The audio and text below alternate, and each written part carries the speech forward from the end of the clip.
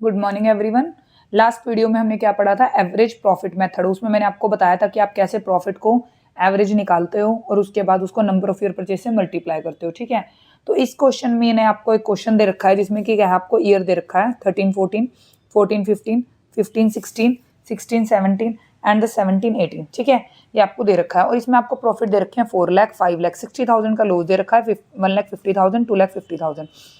और यहाँ पे आपको क्या दे रखा है, 15-16 में आपको दे रखा है कि एक फायर लगी थी जिसमें लॉस कितना हुआ था, 3 लाख का लॉस हुआ था और इंश्योरेंस कंपनी ने 70,000 आपको दिया था। ठीक है, और 17-18 में क्या हुआ, अनएक्सपेक्टेड टैक्स रिफंड हुआ आपको 80,000 जिसकी आपको उम्मीद नहीं थी।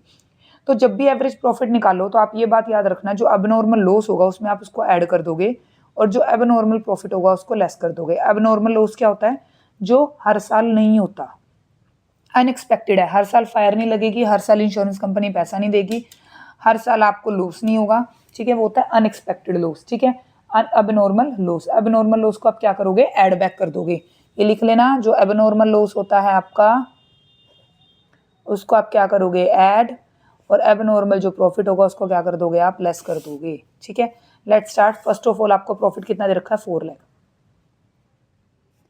प्लस 5 लाख प्लस, वैसे तो 60,000 का लॉस था, आपको लेस करना था, बट यहाँ पे आप क्या करोगे, ये साइड में करते हैं हम। इसमें क्या है, 60,000 का आपको लॉस है।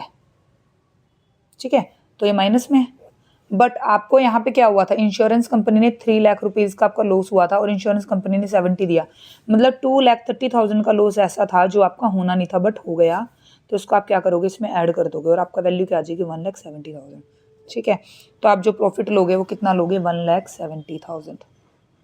ठीक है, उसके बाद आपका ये क्या है, प्रॉफिट 1,50,000 एज इट इज ले दोगे। कभी भी जो नॉर्मल लॉस होगा उसको आप लेस कर दोगे।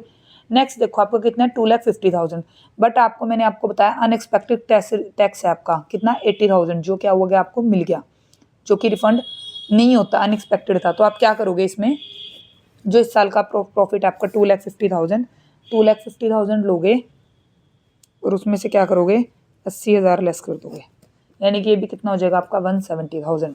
तो 170,000 आपने लिया।